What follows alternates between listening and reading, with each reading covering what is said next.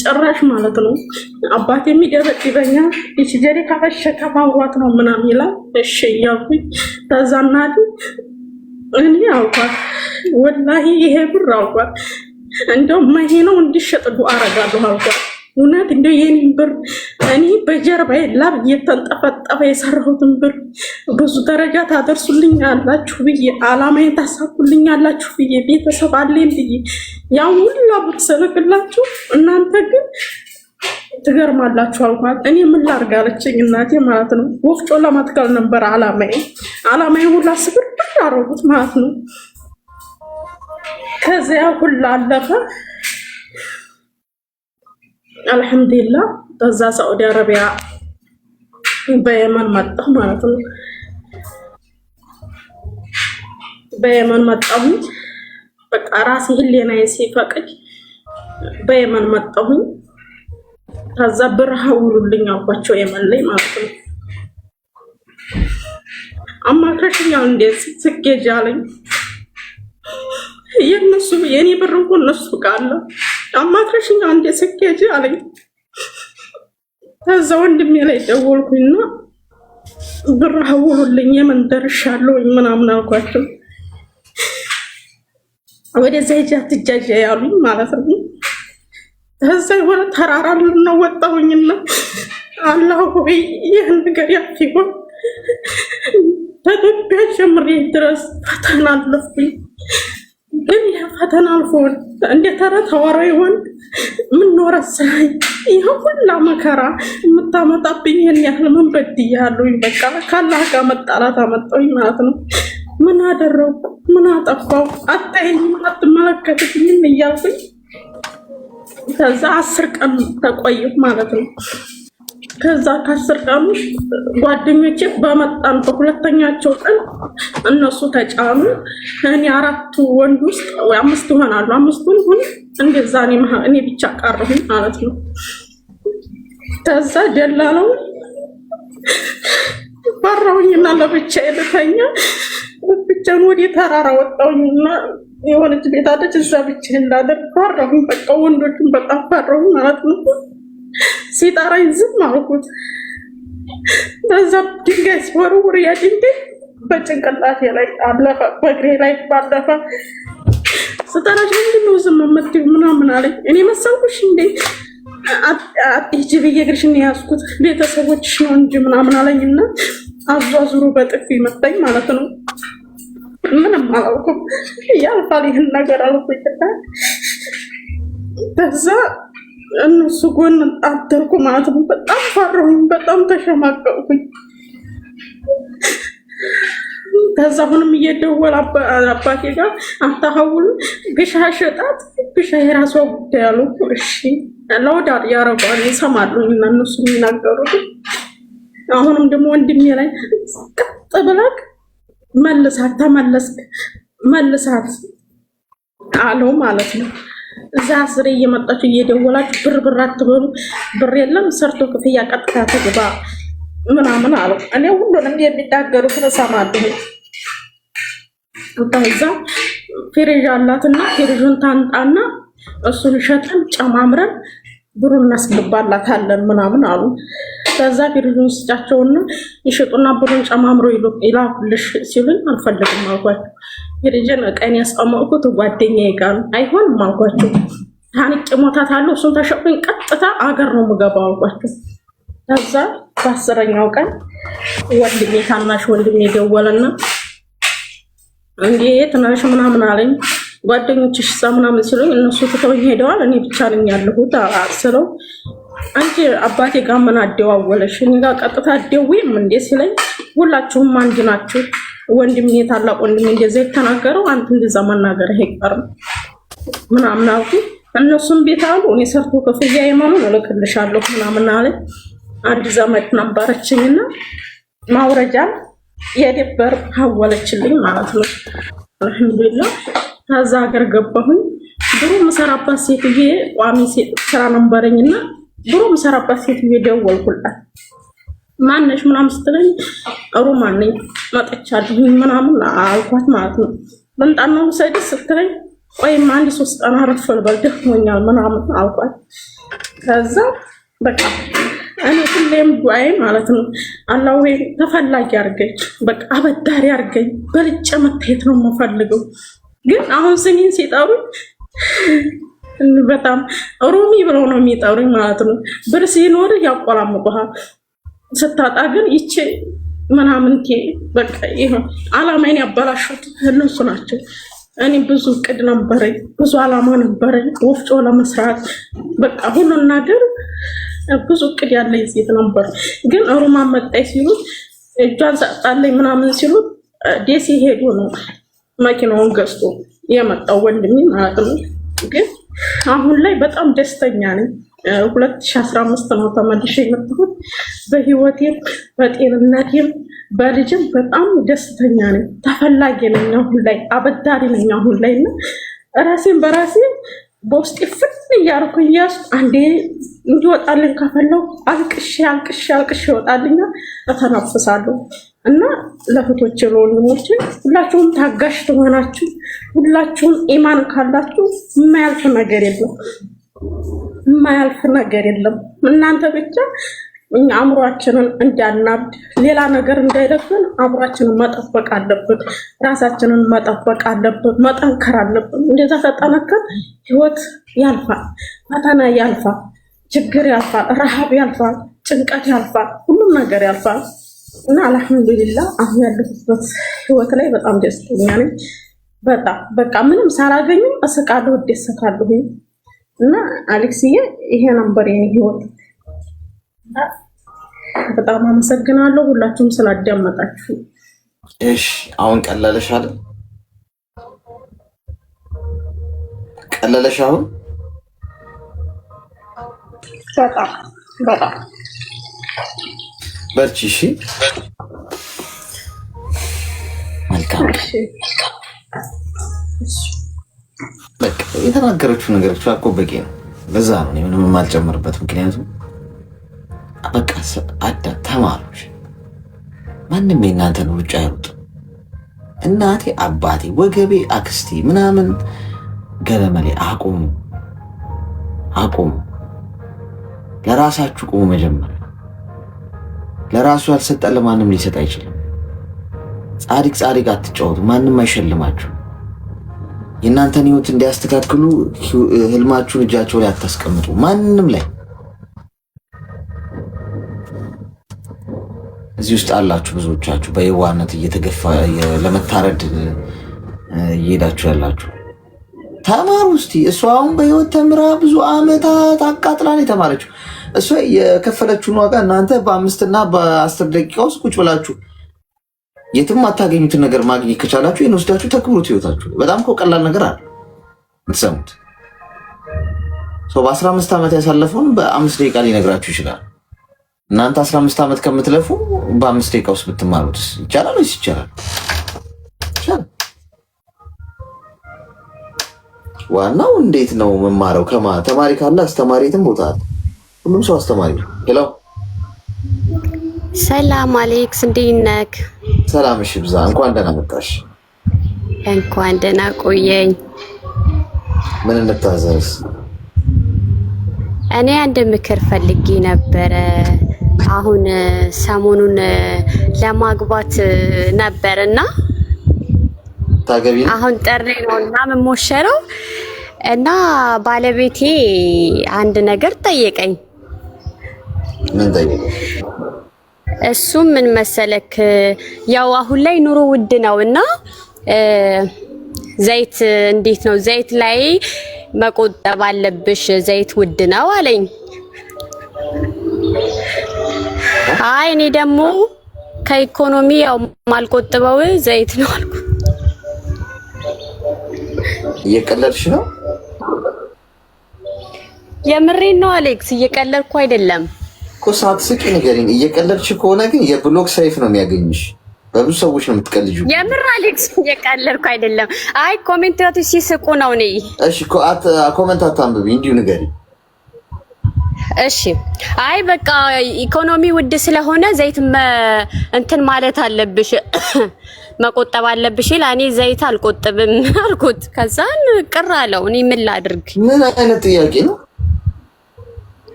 አስወጣችሁት ወይስ ራሷ ነው የወጣችሁ? ምን ጥያቄ ነው ጋይስ? ዘይት መቆጠብ ሊያገባሽ ያለ ሰው ስለ ዘይት ቁጥጥር ነው ገና ሳያገባሽ። ትንሽ ለየት ያለ ሚስጣችሁ እንጂ እኮ ብዙ ነገር ነው የምትሰሙት። ቀልዴን አይደለም የምሬን ነው አለች። በይዘው እንደዚህ አይነት ጊዜ የሚያባክን ነገር ለማውራት ሬዲዮ ናችሁ ሰዎች ቢ ኬርፉል። እውነት ከተቦለካችሁ መቼም ብሎ እኮ ነው አናነሳ። የእውነት ተጠንቀቁ እሺ። ሄሎ ሄሎ፣ እውነቴን ነው። በጣም ተጠንቀቁ። ምክንያቱም እዚህ ውስጥ በጣም ብዙ የተከበሩ ሰዎች አሉ፣ ቁም ነገር ለመስማት የሚመጡ ለቀልድ ጊዜ የሌላቸው እና ለነሱ ክብር ሲባል እኔ ችግር የለውም፣ ግን ለሰው ክብር ሲባል እና ሪስፔክት አድርጉ። ቀለድበት ቦታ አወቁ። እንዴ ህግ የለም ተብሎ እኮ ልክ አይደለም ምንም ነገር ማድረግ። ሄሎ እና ብሮ ከተደረጋችሁ የእውነት ማንም አያነሳላችሁ። ይኸው እዚሁ የነገርኳችሁ በእውነት ሌላ አካውንት ከፍታችሁ መታችሁ ትሰማላችሁ እንጂ በጭራሽ አይሆንም። ሶ ብትጠነቀቁ ጥሩ ነው። ስትገቡ የምታወሩት ነገር ቢያንስ ፍሬ ያለው ነገር መሆን አለበት። ሌላው የሚጠቅም ካልሆነ የሚያስተምር። ሞዴሬተሬ ተቀንሷል። ያንቺ ቆይ እስኪ ኧረ አልተቀነሰም። ሄሎ አለ ወይ እንዴት ነህ? ጤና ይስጥልን። አብሮ ይስጥልን። ደህና እንኳን ደህና መጣሽ። እንኳን ደህና ቆየኝ። አንድ ጥያቄ ልጠይቅ ነበረ። እሺ ጠይቂ። ኦኬ እና ፍቅረኛ አለኝ፣ በጣም ነው የምወደው። የተዋወቅኩት በሆነ ቆይ እንዴት ተዋወቃችሁ? የሆነ ከጓደኞቼ ጋር ልስማና ምናምኖቼ ከዛዛ ምናምን ተገናኘን ከሱ ጋር እና ከዛ ተዋወቅን፣ ስልክ ተቀያየርን። አዎ ማለት የጓደኞቼ ጓደኛ ነው እና ከዛ የዛኔ እሱ እዛ ነበረ፣ ተዋወቅን፣ ማውራት ጀመርን እና ማለት ስራ ምናምን የለውም እና እኔ አረብ ሀገር ነበርኩኝ። በቅርቡ ነበር ወደ ኢትዮጵያ የገባሁት እና የለም በቃ ብዙ ጊዜ የሆነ ነገር ሼር እንዳደረጉ ይፈልጋል ነበረ። ማለት ያው ስራ ስለሌለ የሆነ ነገር ሼር ማለት ያው ብር ምናምን ይፈልግ ነበር። እሺ እና ያው እኔም ማለት እንትን እለዋለሁ ግን ብዙ አይደለም፣ ይሄን አክል አይደለም። ገባሽ? የምታበላ ምን ያህል ነው የምትሰጪው? ግን አሁን የተወሰነ ኢትዮጵያ ያለው የተወሰነ ነው የምሰጠው። ግን አሁን ኦልሬዲ ተመልሻለሁ ወደዚህ። አሁን ዱባይ ነው ያለሁት፣ ኢትዮጵያ ነበርኩኝ።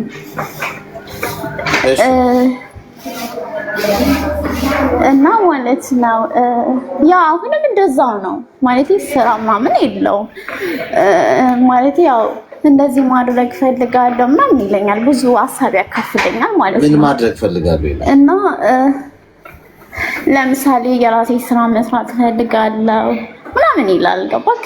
አንቺ ያለሽ ስራ አለሽ? እኔ አሁን ዱባይ ነኝ። ያው ስራ አለኝ፣ ተመልሼ ሄጃለሁ። በፊት ኢትዮጵያ ነበርኩኝ፣ አሁን ደግሞ ተመለስኩኝ። እሺ። እና እሱ ኢትዮጵያ ላይ ነው ያለው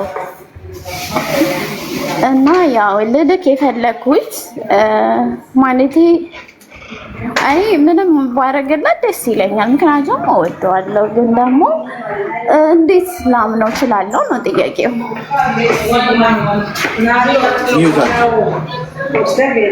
እሺ እንዴት ላምነው እችላለሁ? ጥሩ ጥያቄ ነው። እግዚአብሔር ይመስገን እንዴትም ልታምኚው አትችይም። ወንድ ልጅ ስራ ከሌለው የራሱ ገቢ ከሌለው ጥረት ማያረግ ከሆነ አላማ የሌለው ከሆነ ሩጭ አለ። ጥረት ማያረግ ከሆነ ስራ ለመኖር ኦኬ ፈልጎ ያገኛል ወይም ጥሮ ስራ ሊያገኝ ይችላል። ጥረት ከሌለው ከሴት ልጅ የሚቀፍል ከሆነ ስራ ስለሌለኝ እኔ በጣም የክብር ጉዳይ ነው ጋይስ። የእውነት ፊልም ማድረገው እንደዛ ነው። እንደ ወንድ እናቴ ፊት ቆሜ ቸግሮኛል ማለት በጣም ነው የሚያሳፍር። የእውነት ነው የምልሽ። እንትን ጉልኮስ አርጉላትና ኮማ ክፍል አስገቧት። እናት ፊት የወንድነት ክብር ነው። ገብቷችኋል? የክብር ጉዳይ እና ማለቃቀስን ምናምን ሰው ፊት ማሳየት በጣም ለወንድ ልጅ በጣም ከባድ ሪል ካሰበ ነው እላችሁ። ግን ከአንቺ ስለማያፈቅርሽ ከአንቺ ለመጠየቅ አይፈራም። ምን ያጣል? ክብሩን አጣ ምናምን ምን ግድ ይሰጠዋል? ምንም ግድ አይሰጠው። የሚያፈቅርሽ ወንድ ግን በታሪክ ከአንቺ እንደዚህ ብሎ ችግሩን ፊት ለፊት አያሳይሽም። ይህን እርግጠኛ ሆኜ ነው የምነግርሽ። የእውነት ያፈቀረ ወንድ ቢቸግረው ቸግሮኛል ብሎ አያሳያችሁ። ሴቶቹ ስሙኝ፣ ቢርበው ርቦኛል ብሎ አይነግራችሁ፣ ቢያጣ አጣው ብሎ አይነግራችሁ። ምን የሆነ ነገር ልሰራ ብዬ የሆነች ነገር ብገፈትሪልኝ አይልሽም። እንደሚዋረድ ያውቀዋል። ስለዚህ አድቡ፣ ወንድ ጥበሱ። ሴቶች ወንድ ምረም ያጃጅላችሁ ጊዜ ውሰዱ እንጂ ኮንፊደንስ ያለው ወንድ ነው የምፈልግ። ጤና ይስጥልኝ አሌክስ አብሬስ እንዴት ነህ? እንኳን ደህና መጣሽ። እንኳን ሰላም ቆየ። ደህና ነህ? እግዚአብሔር ይመስገን። ምን እንታዘዝ? አሌክስ ይሄን አመሰግናለሁ ለምትሰጠን ምክር። ካንተ እየተማርን ነው። አመሰግናለሁ። ካንተ ያገኘውን ነገር እምቢ በሉ የሚለውን ይዣለሁኝ። ያው እስኪ በሱም ትንሽ መከርከር አድርገኝ ብዬ ግረን ፈልጌ። እሺ ንገሪኝ።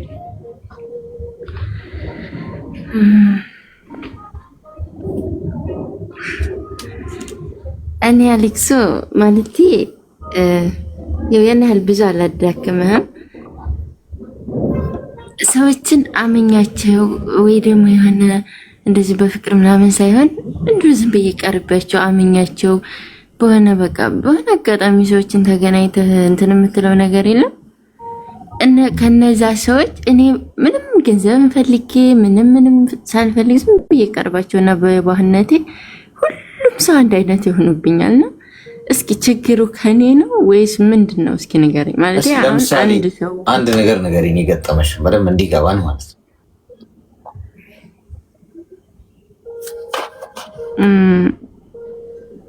ብዙ አለ ግን በነገራችን ላይ ባለትዳር ነበርኩ። አንድ ልጅ አለኝ አልሐምዱሊላህ። እና ቤተሰብ ዳረኝ ማለት ግን አዛኑ እኔ ቤተሰብ ዳረኝና ያው የኢትዮጵያን ህይወት ታውቀዋለህ። ሁላችንም እንትን ብለን ነው የምንኖረውና አንድ ላይ ነበር ከቤተሰብ ጋር የምንኖረው እና ስንኖር ሁልጊዜም ነገ ያልፋል የሚል ተስፋ ነበርና አብረን ስንኖር ልጅ ተፈጠረ። አልሐምዱሊላህ ህይወት እያማረ አልሄድም እና ተለያየን። ስንለያይ 7 ዓመት በትዳር ኖሬያለሁ። ስንለያይ 7 ዓመት ስትቀመጥ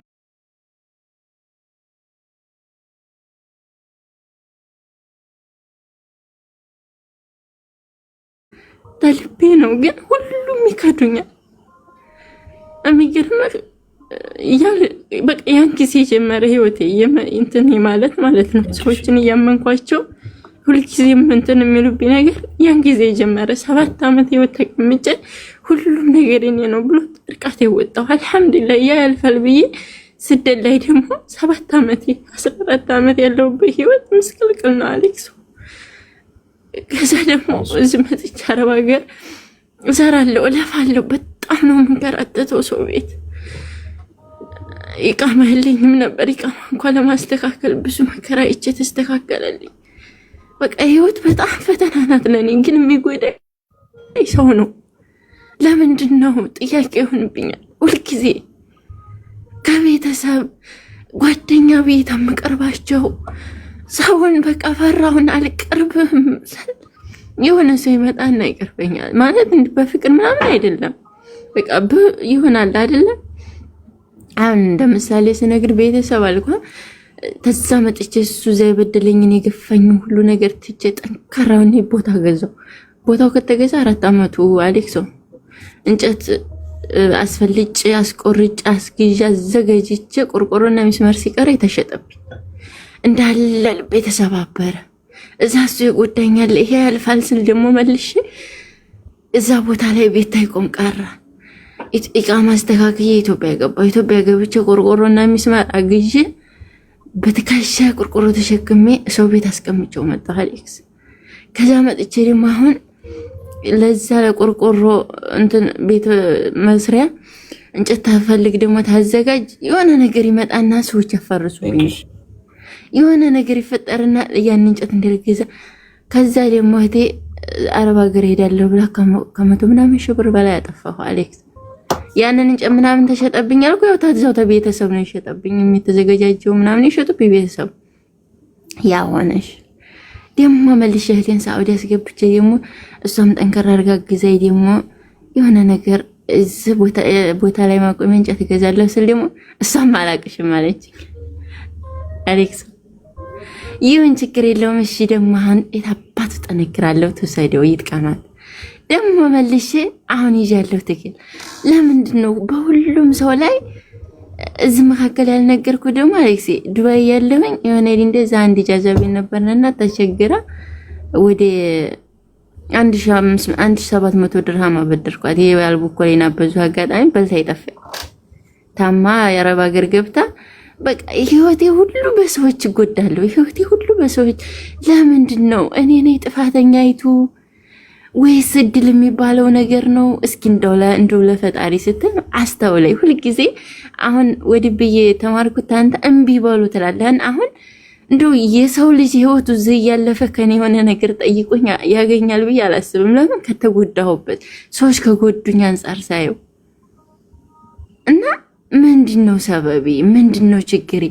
እዚህ እንኳን ኢቭን ወላሂ ነው የምልህ አሌክስ እዚህ ሚዲያ ላይ ግሻቸው እህቴዋ በኮሜንትም በቪዲዮም እንደዚህ ተገናኝተን ዙረው የሆነ ነገር ሲሉኝ ሰማለሁ።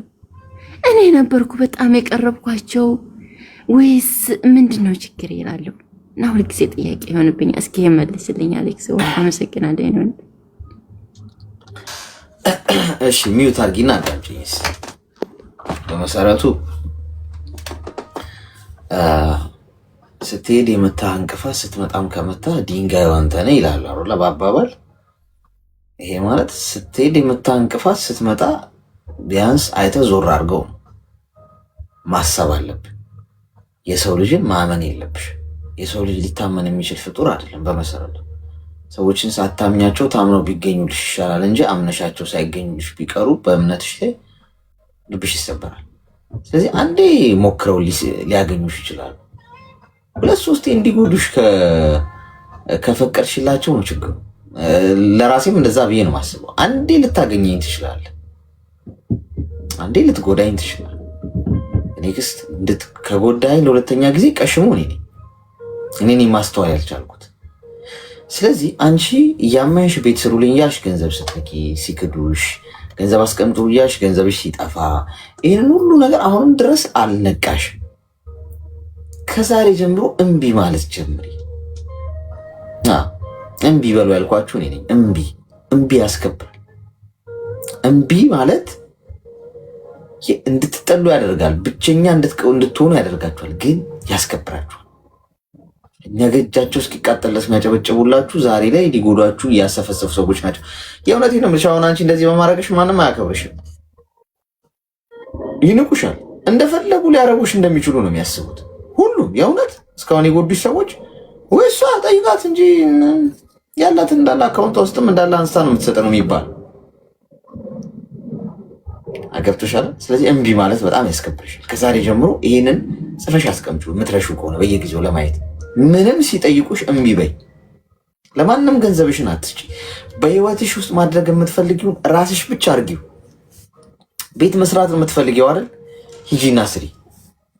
ብሩን ያዢው፣ ሴቭ አድርገሽ አስቀምጪው። ቤት መስራት ትፈልጊያለሽ፣ ስሩልኝ አትበይ። ማንም የእናንተን ህልም ለመገንባት አልተቀመጠም ጋይስ።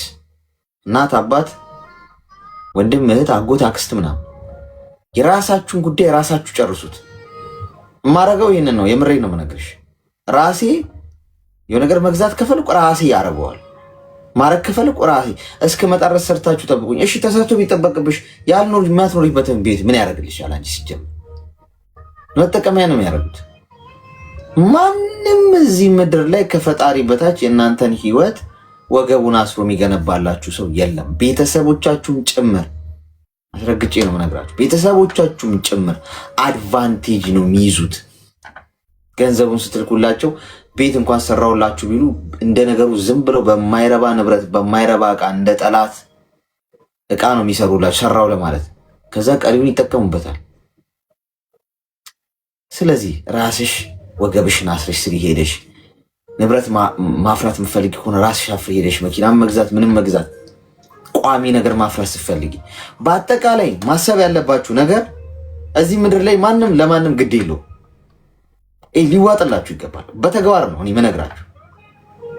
ማንም ስታምሪ፣ ገንዘብ ስትሰሪ፣ ጤናማ ስትሆኚ፣ በራስሽ ስትቆሚ ማያውቅሽ ሰውም ይወድሻል። ውደቂ እስቲ።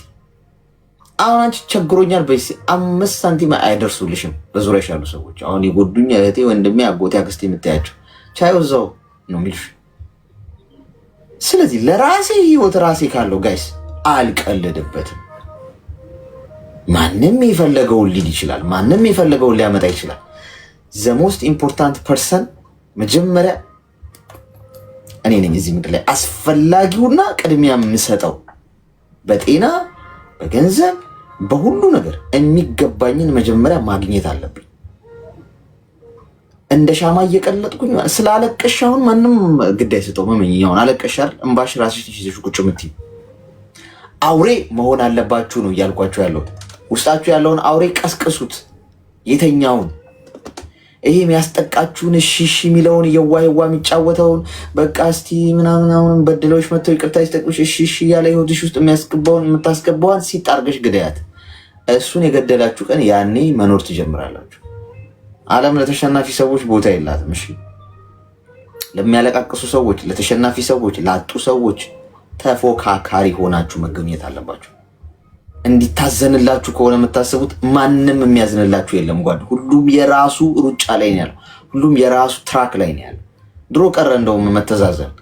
ወይ ምስኪነች አለቀሰች፣ ከፋት፣ ተጎዳች እኮ ማንም ከፈጣሪ ውጭ ልብሽን አውቆ የሚረዳሽ ሀዘንሽ ሀዘኑ የሆነ ማንም ሰው የለም። ዞር ስትሉ ባዶ፣ ዞር ስትሉ ባዶ፣ በግራም በቀኝም በኋላም ከሆነ ቀጥ ብላችሁ ትቆማላችኋል። ስትወድቁም ትነሳላችሁ። ከጎን እኮ የሆነ ነገር አለልኝ ብሎ ሲያስብ እኮ ነው ሰው ተስፋ የሚቆርጠው። ተስፋ ለምን እንደማልቆርጥ ታውቃላችሁ? እኔ በህይወት ባጋጠሙኝ መሰናክሎች፣ ባጋጠሙኝ ህመሞች፣ ባጋጠሙኝ መውደቅ መነሳቶች ለምን ተስፋ እንዳልቆርጥ እኮ ታውቃላችሁ? ማንም እንደሌለልኝ ያወቅኩ ቀን እግዚአብሔር ይስጣቸው ሁሉ ውለታን ያዋሉልኝ ሰዎች። ብቻችሁን የተዋችሁና ጊዜ ነው ያኔ ነው ወርቃችሁ ከውስጥ የሚወጣው ተፈልቅቆ ማለት ነው።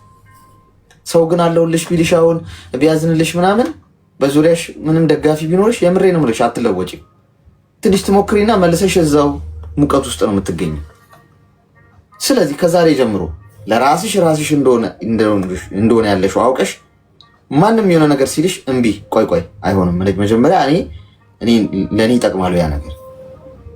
ራስሽን ነው ማስቀደም ያለብሽ። ለራሱ ያልሰጠ ለማንም አይሰጥም። የጎዱሽ ሰዎች ደግሞ ደጋግመው እንዲጎዱሽ እድል አትፍጠሪ። የተነገረሽ ሁሉ ነገር እውነት አይደለም። በመስማት አትመኝ ምንም ነገር። ህይወትሽን አሳልፈሽ የሰዎች እጅ ላይ አትስጪ።